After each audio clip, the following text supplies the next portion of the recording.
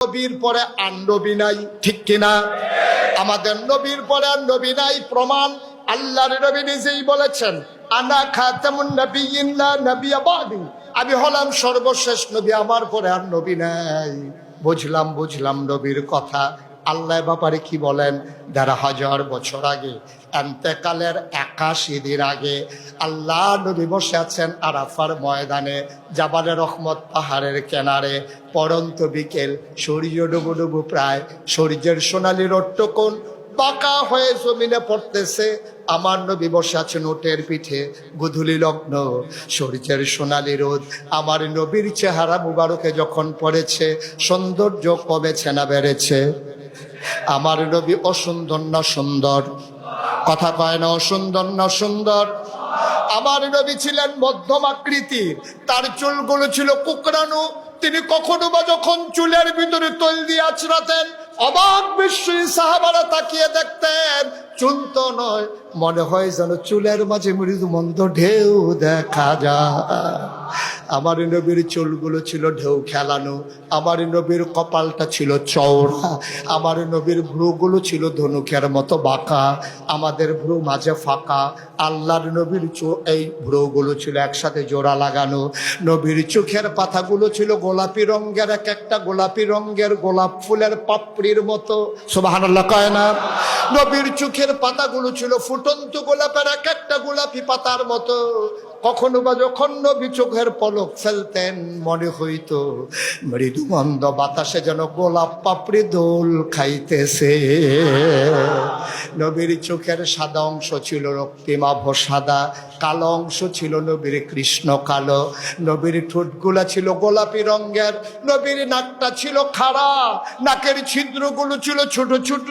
আল্লাহর নবীর ঠোঁটগুলো ছিল গোলাপি রঙের। কখনো বা যখন মুচকে হাসতেন, তার দাঁত যখন বের হয়ে যেত, মনে হইতো গোটা পৃথিবীতে যেন বিজলি চমকাইছে। আল্লাহর নবী কখনো বা যখন রাস্তা দিয়ে হেঁটে যেতেন, মানুষগুলো অবাক বিস্ময়ে তাকিয়ে দেখতো। মাসখানেক পরে মানুষ আবার যখন রাস্তায় আসতো, এসে ওই এলাকার মানুষকে জিজ্ঞেস করতো, ভাই এই এলাকা দিয়া নবী হেঁটে গেছে নাকি? কয় ১ মাস আগে হেঁটে গেছে, তুমি বুঝলা কেমনে? আবার সাহাবা চোখের পানি ছেড়ে দিয়ে কয়, ভাই ১ মাস আগেও যদি হেঁটে গেছে, আজকেও আমি হাঁটার সময় নবীর গায়ের জান্নাতি গন্ধ পাই।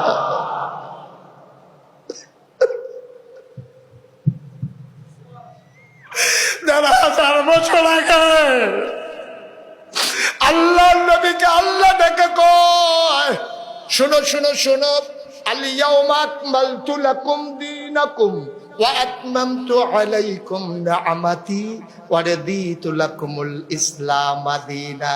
ও দুনিয়ার মানুষ, আমার নবী যে শেষ নবী প্রমাণ নিয়ে যাও। এন্তেকালের ৮১ দিন আগে দিনটা ছিল ইয়াউমুল আরাফা, দিনটা ছিল ইয়াউমুল জুমআ, দিনটা ছিল শুক্রবার, দিনটা ছিল হজের দিন।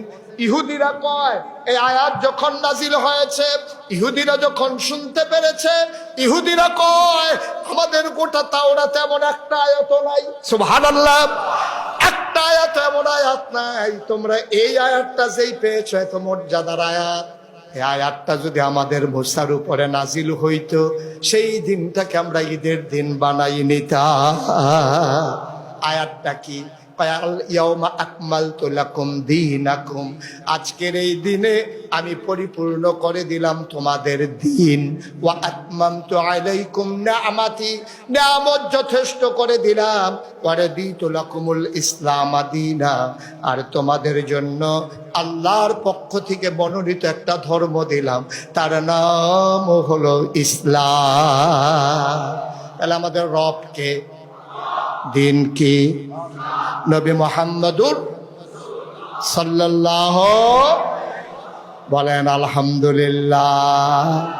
তাহলে নবীর ৩টা উপাধি, কয়টা উপাধি বলছিলাম? তিনি ইমামুল মুরসালিন, প্রমাণ আছে নাকি নাই? তিনি খাতামুন নাবিয়্যিন, প্রমাণ আছে নাকি নাই? তিনি রাহমাতুল লিল আলামিন, এটা এখনো প্রমাণের বাকি আছে না? সেই দিন ইনশাআল্লাহ আলোচনা শেষ করবো। ওয়া মা তাওফীকি ইল্লা বিল্লাহ। নবীর দিন এটা কি অপূর্ণ না পরিপূর্ণ? বুঝে শুনে বলতে হবে। ইসলাম কি অপূর্ণ না পরিপূর্ণ? কমতি আছে, ঘাটতি আছে, বেশি আছে? আরো সহজ করে বলি, এই যে এখানে এক গ্লাস পানি, আপনাদের আজকের আয়োজনের যিনি সম্মানিত সভাপতি, যিনি সেই অজপাড়াগা থেকে আমাকে টেনে টেনে রাজধানীতে নিয়ে এসেছেন, আমি হয়তো আজকের আয়োজনের জন্য উপযুক্ত বক্তা না, আমি গ্রাম অঞ্চলে কথা বলি, তো উনি টেনে টেনে কেমনে কি টের পাইছে, টেনে টেনে হাজির করে দিয়েছে। তা এই যে আমি আসার পরে দিন যে পরিপূর্ণ, আপনারা কিন্তু স্বীকার করছেন কম আছে।